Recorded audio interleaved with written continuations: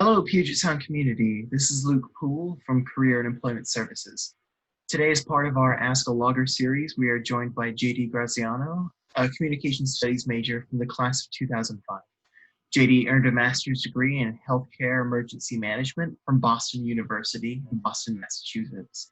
He's currently serving as a critical care paramedic at Mercy Hospital in Iowa City, Iowa. So thanks for joining us, JD. Thanks, Luke. Good to be on. Awesome. So without further ado, let's jump right into some questions. So could you start by describing your job and your employer? So currently I work for the University of Iowa in the School of Medicine, or excuse me, in the hospital. But our paramedic program is in a department called the Emergency Medicine Learning Resource Center. We are part of the Department of Emergency Medicine. So we teach, probably 48 to 50 paramedic students a year. We do 4 to 5 EMT classes of 24 students a year. And then we are, of course, responsible for all pediatric advanced life support and cardiac advanced life support and various other things for the hospital, advanced trauma life support as well. So we do outside education as well as in-house education. My specific duty is to coordinate and run and oversee the paramedic program. Awesome. How did you get into this line of work? That's a long answer to that question. So I was obviously a graduate of UPS. My sophomore year of college, I volunteered at Crystal Mountain as a ski patroller. And before doing that, I had no medical background, no medical training, nothing. I just wanted to be a ski patroller. And so one of the requirements is you have to go through obviously medical training, and there's a specific course. And that course, it was basically an EMT course, and that course went over a few weeks. There's a gentleman who taught the course, who's an Olympia fire medic there in Washington. And at the end of the course, he asked me if I had ever thought about being a paramedic. And at the time I said, no, I'm not interested. Of course, I was at UPS at the time, had no idea what I wanted to do other than I was just a comm studies major and I wanted to ski and climb. That's what I wanted to do.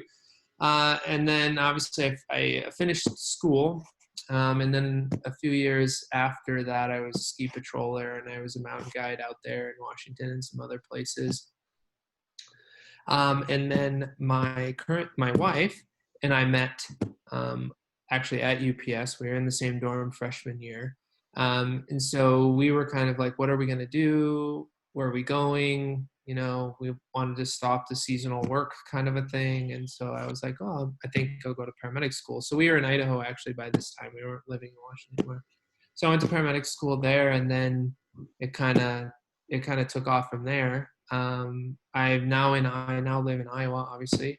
And we wanted to start a family. So I worked here as a paramedic for numerous years. And then about 3 years ago, 3 years ago, I got out of the streets completely and started teaching full time. And I got my master's during that time as well. So that's kind of the long story is that that's where I started many moons ago as a ski patroller, and then kind of worked my way through it to where now I'm a full-time educator.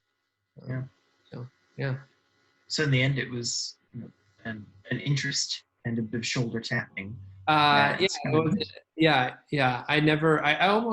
even say an interest. I think at first that's not how it started. I think the real deal with the ski patrolling is I wanted to get paid to ski. And then the secondary part of that is that I had to get into medicine, obviously, and at the time I did not know I was going to enjoy it as much as I did. And then honestly, as I went on, I thought that a couple times I really thought I would move away from the pre-hospital medicine and do the PA route or the MD route, and it just seemed to keep pulling me back in a way. And then eventually I reached this point to where, again, somebody was like, have you ever thought about like essentially downloading that resume of yours and, you know, passing on some knowledge? And again, my response was no, not really. I mean, I enjoyed having students on the ambulance. I enjoyed training new people that we hired. I liked doing that. But this is way beyond what I'm doing now. Is beyond that. So again, I wouldn't say I kind of fell into it to get started, but then the path has been interesting, to say the least. Yeah, absolutely. Yeah. And I think it drives home the point, especially now in these circumstances, how important it is to maintain an open mind in terms of your like quote unquote trajectory. You know, Yeah. take those suggestions on board and kind of run with what other people see you in and test the waters yourself. So, yeah. Absolutely. I mean, unsolicited advice to anybody that's the undergrads that may watch this or are interested or have questions is that if you had approached, even if I approached myself 2001 when I started UPS, um, I not that any of us could predict the future, but this would not have been if you had mentioned it to me like, this is what you're going to be doing. I don't say I would have agreed necessarily, or I may have been just as equally as surprised as I am some mornings when I get up and look at myself and go, wow, I can't believe I'm teaching. So, you know, there's that too, but don't, just because you're doing whatever it is that you're studying doesn't necessarily mean that that's, you know, you need to be hard and fast into that. And I think, you know, this day and age, there are so many different opportunities that no one is. But from what I've heard, I deal with the college style learner all the way up to an adult style learner who's like been doing something and all of a sudden they want to completely change careers, right? So I couldn't say I have a class full of like the kind of the norm college student when we think of a college student. So, but what I understand and what I've heard, because I talked to my professors, some of my old professors, there is a level of uncertainty in that sophomore, junior, senior class of what am I going to do with how the world is, and what am I going to do? What kind of things can I do as I get out of, you know, as I progress forward. So, yeah. So, what kind of advice are you giving to, you know, current students, recent graduates, who are trying to take the first step in emergency management work? Yeah. So, well, I'm not in a role where I'd give much advice as far as what do we do like from my emergency management degree is taking the infrastructure of a hospital and looking at how do we keep it going in the midst of a disaster. So obviously a current situation, right, with the pandemic going on. But I'm not teaching that student. I'm teaching the paramedic student, and the advice that they're looking for, advice that I give when they leave is really take the time that you're with us and think about maybe what it is that you want to do. What do you think your path is going to be? They have to do clinicals with us, just similar to a residency or anything like that. And that, so we advise them if they want to be involved in a fire department, if they want to be involved in a private style ambulance service, or think about what they want to do. And then we try to facilitate them getting there. But then my other piece of advice to them is to get out, be proud that you went through something that is not easy, and find some work, get some experience, keep your head down, ask lots of questions, do lots of listening, and really spend 2 to 3 years honing, really taking the skills that we've given them and really honing them. Again, something that I learned from a mentor is that a paramedic doesn't really hit their stride until about 2, 3 years outside of class, right? Because when you leave, you're still kind of let's say green a little bit, and then as you hit that, you've seen just about enough. You're starting to hit that where you feel comfortable. So my main advice to them is ask lots of questions, do lots of listening, and find the smart people, the people that are doing good, competent medicine. You don't have to be brilliant. You don't have to have a whole bunch of background to be able to suss out who those people are and attach yourselves to them and soak up all the things that they can give. Because my job is, I often don't like saying this, but my job is to make them minimally competent. We're not going to take them and make them into a paramedic that's got 10 years of experience. I'm giving them all the tools to hit that goal, but I'm giving them all the tools to come out and be competent in their job, and then they need to continue to build on that. So those are generally my key takeaways, or that I hope that they get. So really understanding that the education is the foundation, that it's going to take time. Yeah, absolutely. Like they can't just go with just rest on what we gave them. Mm-hmm. We instill in them, and I think the culture of our program really forces them to want to continue to learn.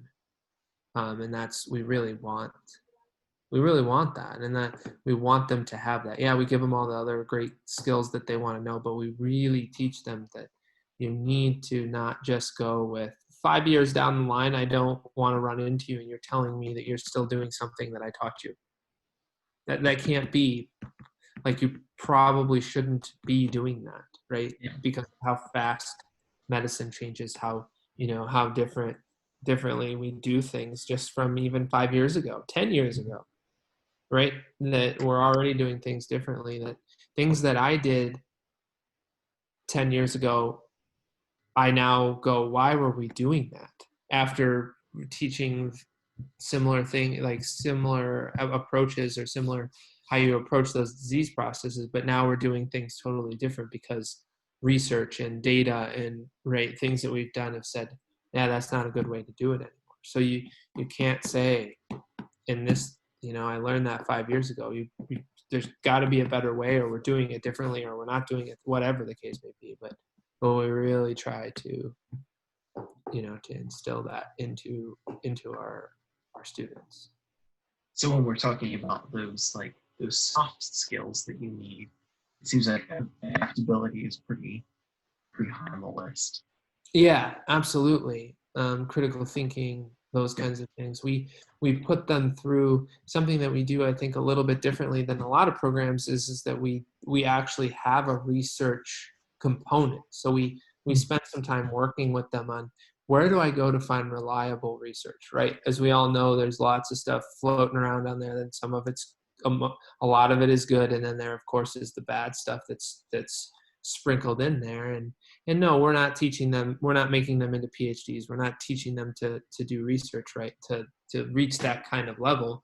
But we give them a good understanding that if I want to know how to do some sort of new procedure, or is some new procedure working, I can go look, and I know where to find reliable source, right? Reliable sources, in order for me to make good, sound judgment and choices.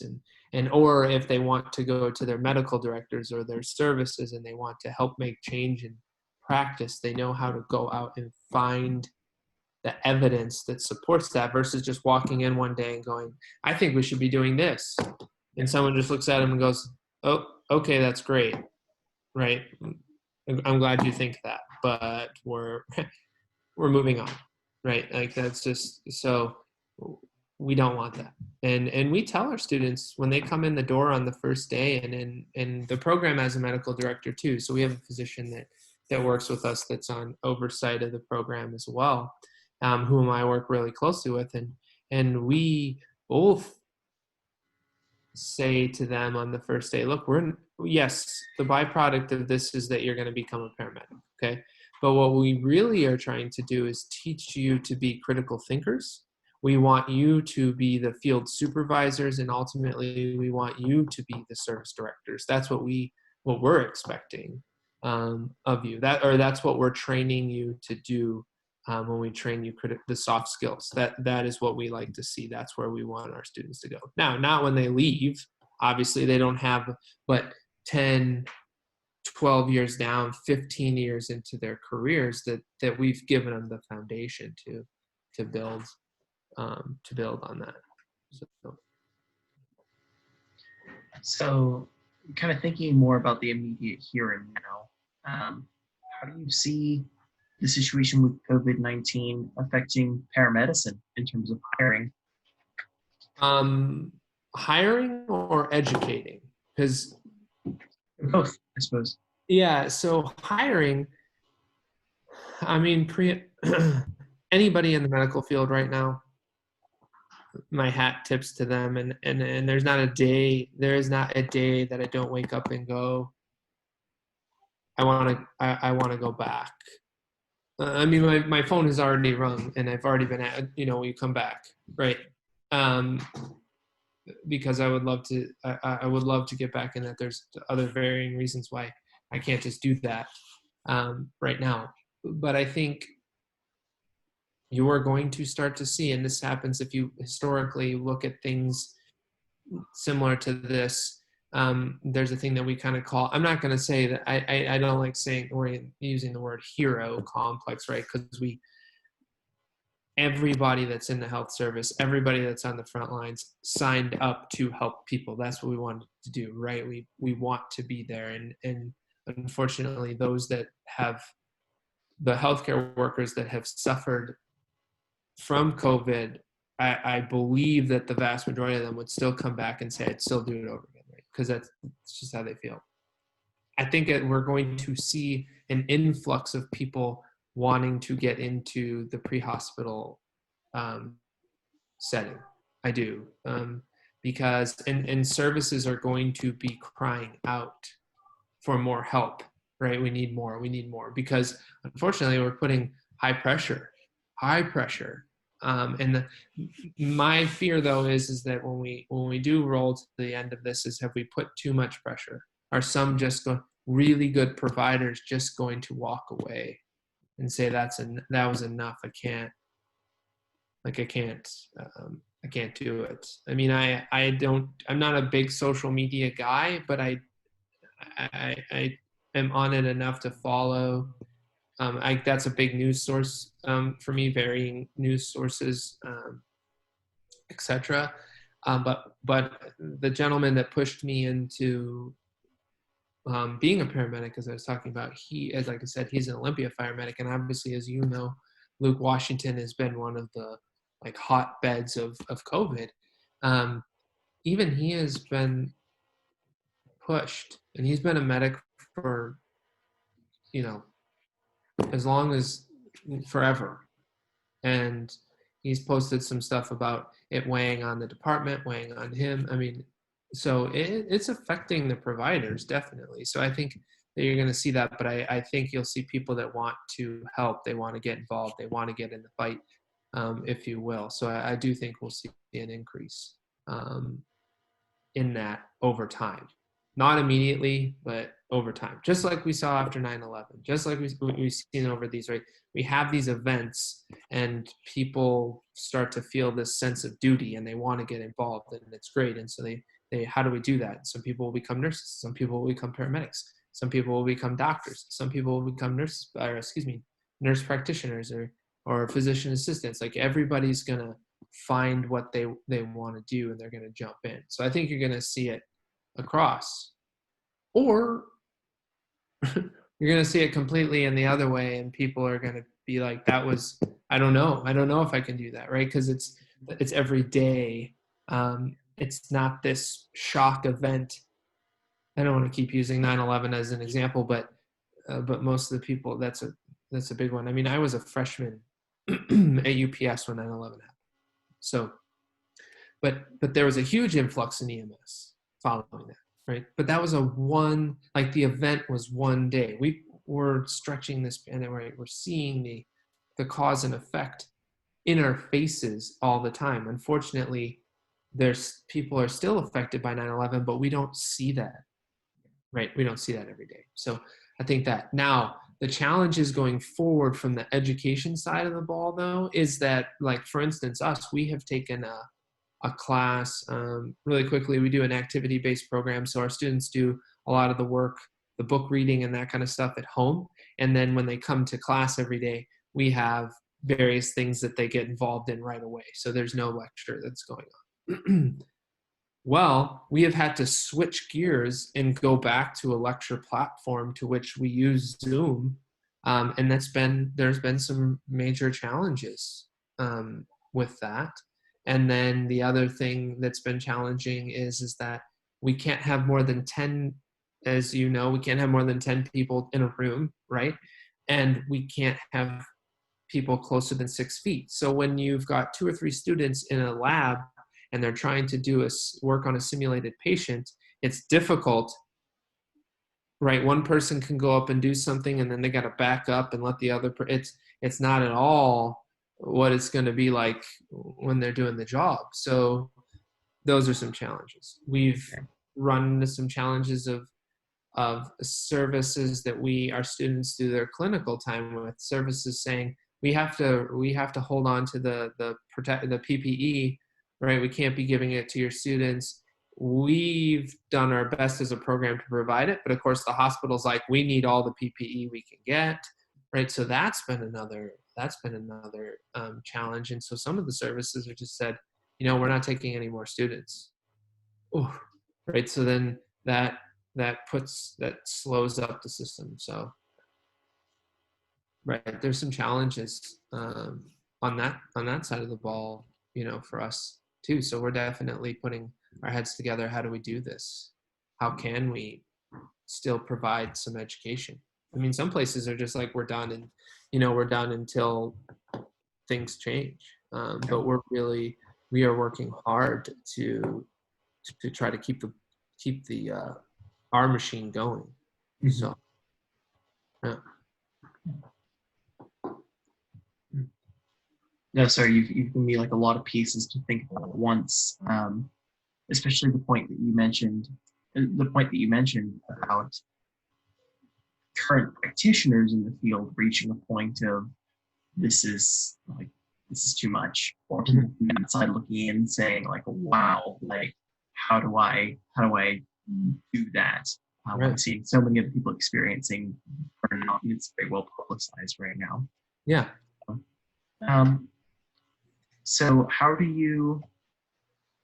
does someone prepare themselves for that? Like, how do you? Loaded question, right? It is a loaded question. I mean, that's the $1 million question, right? Mm-hmm. It is a loaded question, and I do like this question, and I like to spend time with the students and have when we do some, actually we do a little lecture, but this would be a time when I would have a discussion with them about kind of mental toughness, right? And you can read, I mean, we could come back and have a whole nother conversation just on this, right? But there's a lot of good data out there to support that is really interesting. And one of the things, excuse me, that I work with the students a lot is that how does JD leave in the morning and go to said paramedic job, right? And then at the end of that 24 hours or 12 hours or 16 or 18 or whatever the shift it is that you work, right? Then how do you leave that and drive back home and turn the work version of you off and come back to, I'm home with my family, right? I may have been at work for 24 hours and I saw this horrific thing, whatever it may be, okay? Pick something, right? And then how do I assimilate that deal and then come home, right? We we have loads of data on that. We struggle with that in the military, right? We're trying to work with the military on that because and EMS has as much PTSD as the military. Okay. So going into it, I think you've got to look at it and go, this is, you don't really know. I mean, you can say I want to do it, but until you get into the thick of it, sometimes you go through the whole thing and you might be like, you know what? This wasn't for me. I did the schooling. Now I'm out here doing the clinical thing, and I just had to, do CPR on a child. I don't know if I can do this, right? And that happens to everybody. But I think one of the things that I talk to them about is really strategy of don't push those things down, but you've got to be decide. You have to really map out who you're going to talk to about it, right? Talking to your wife about it is probably not a good idea, or talking to a loved one in general, or somebody unless they have done it. Like, for instance, my wife is an ER nurse. We can have these conversations back and forth, or we do. I live vicariously through her now. I don't get to do that stuff very much anymore, but we were able to have that conversation, right? If they don't have a point of reference, it's difficult to come home and just say, I watched this. We had to cut the front end of a car and lift this engine block off this woman's lap. Meanwhile, her daughter is dead in the back seat and her son is barely alive, right? So if I said that to you, like, how do you take that on? So to work with the student, and these are the things you're going to see. Let's develop, here are things that you can do to help mitigate that stress, right? Because you're going to have to. And then you've got to learn over time how to turn the work you on and the work you off. And that's a struggle. And I don't have, if I had the magic bullet for that, well, that'd be great, right? But I don't. So we work with them on that. We work with a devising strategy, and try to really instill that there are good, healthy ways to blow off steam, and be careful about overindulging in some of the ones that we would say that aren't so good, but that as long as you do them appropriately and maturely, it's okay, right? That's okay too. We want to have fun, but staying fit, having good diets, working on your sleep schedule the best you can, right? Yep. Those things. Now, but one thing I am very frank about them with is that if you're getting into this and you think that this job will not take a piece of your soul, not to over exaggerate, but literally take a piece of you, then this is not the stop right now. Like, we will give you your money back, and you need to go on and find something else to do, because it will, 100% it will. And I even tell them, if somebody tells you that it doesn't, then they're lying. At the end of the day, it's very worthy work, but you have to know who you are, what your stressors are, and where your support system lies beyond your own home. Yeah, absolutely. And you're 100% correct. There are things that just you probably should not bring up, so but yeah, that's kind of what I work with them on, is developing those strategies. And I recommend some books, because there were some really great books out there written for not just researchy books, if you will, but stuff that's like written on how to make yourself mentally tough, how to put these pieces in different areas. And I don't mean compartmentalize in a negative way and like shove things down, but how do I deal with these kinds of things and not bring it all together? So, yeah. It's all right to put something in a box and say, okay, I'm going to deal with this when I'm ready for it. Right. But right now I need to be this. Exactly. That's exactly right. Yeah. Super helpful. Heavy topics. Super helpful. Yeah, so, right. Exactly. But that's okay. That's the reality of the work. So I guess before we close out here, do you have any final thoughts or pieces of advice for students, or you? No, I would say, enjoy. I still look back at UPS and I can say I had a lot of fun. It was some of the best time.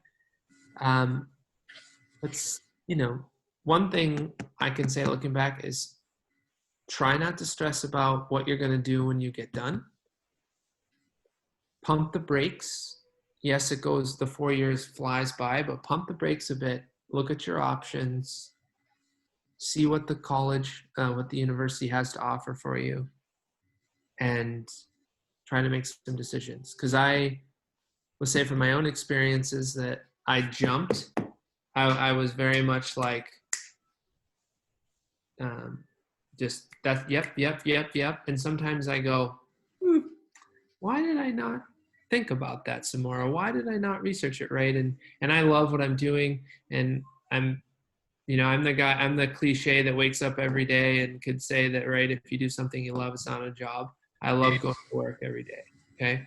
But there's lots of opportunity at the university, and my recommendation would be is really just slow down, take a moment, look at what's on, and put everything in front of you on the table so you don't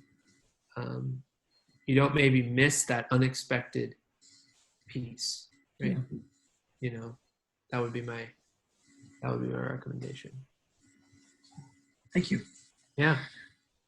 Well, that concludes things. So Right. thank you all out there in our audience, our remote audience, for watching this Ask a Logger interview with JD Graziano. If something in this interview sparked a career interest for you, come chat with us. Visit pugetsound.edu/CES to schedule an appointment. Thank you again, JD. Thank you. Yeah, goodbye from us.